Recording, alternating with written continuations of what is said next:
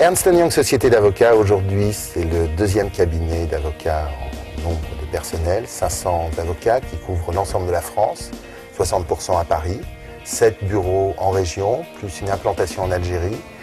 Un cabinet dédié à la fiscalité et à l'international, c'est du contentieux, c'est de la transaction, c'est de l'accompagnement des dirigeants d'entreprise, c'est de l'accompagnement des personnels à l'étranger, avec un relais dans 140 pays, et puis aussi avec des commissaires aux comptes pour lesquels, dans le cadre des diligences réglementées, nous sommes amenés à les accompagner dans leur émission d'opinion sur les problématiques juridiques, fiscales et sociales.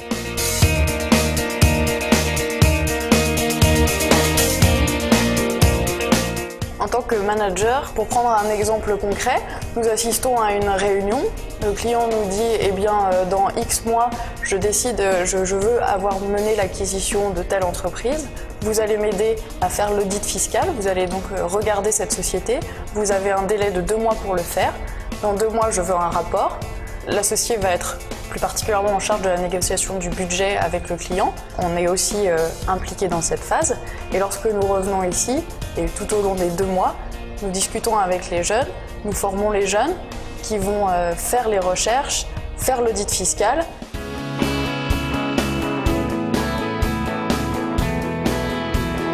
Dans le cadre d'une revue fiscale, le manager m'a demandé d'étudier la détermination du résultat fiscal, la balance et tous les documents comptables ou autres qui pourraient m'aider pour déterminer la situation d'une année d'une société, de les étudier, ensuite de relever les points bloquants, de faire les recherches nécessaires pour déterminer le niveau de risque s'il y en a un ou voir si le traitement fiscal appliqué par la société est correct. Nous leur donnons les indications pour écrire le rapport. Nous relisons le rapport, nous le corrigeons et nous le soumettons ensuite à l'associé au nom de l'équipe. Suite à ces recherches, généralement, je rédige un mémo, une note, pour préciser quels sont les points d'attention, quels sont les sujets à suivre, les problématiques et les façons d'y remédier quand c'est le cas.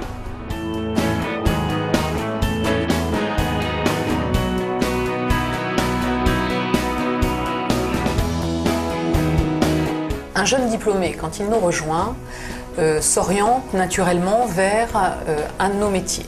Nous, on va l'aider à se développer, on va l'aider à devenir un expert de son métier.